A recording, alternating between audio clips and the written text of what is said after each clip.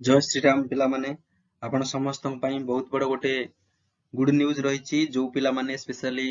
teaching field रे अछंती हला कि इंटरेस्टेड अछंती टीचिंग फील्ड रे देवगढ़ कॉलेज तरफ रु गोटे नोटिस टे आसीछि जे इंटरेस्टेड कैंडिडेट कोन करि परिबे ना जॉब पई इंटरेस्ट कैंडिडेट जॉब करि परिबे एथिरे कोनोसी एग्जाम नाही प्रथमतः कोनोसी एग्जाम एथिरे आपनकर हबो नाही ओनली इंटरव्यू द्वारा आपण माने जॉब पाई परिबे ओके ताल टोटल वैकेंसी केते अछि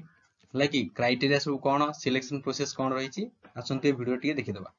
प्रथमे तो तीन प्रकार वैकेंसी आसीछि डीओ कम जूनियर क्लर्क गोटे वैकेंसी अछि केमिस्ट्री लैब रो जो अटेंडेंट हेले ता धरे गोटे वैकेंसी अछि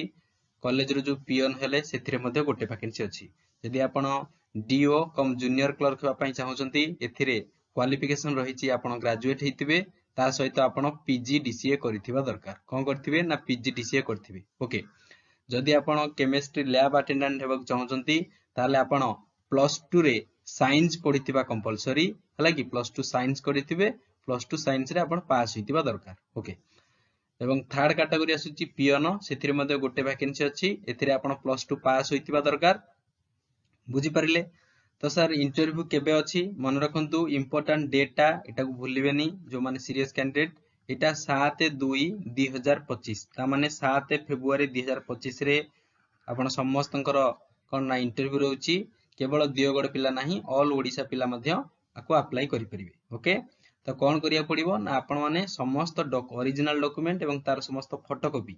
नेइकरी डायरेक्ट दियोगड़ कॉलेज को पळै जिवे सेठी आपण मानकर इंटरव्यू हबो 7/2/2025 रे ट्राई करिवे 10टा सुधा पहुंचिया पई काहे कि ना इंटरव्यू रो टाइम 11टा रखिछि हला दिन 11टा क्लियर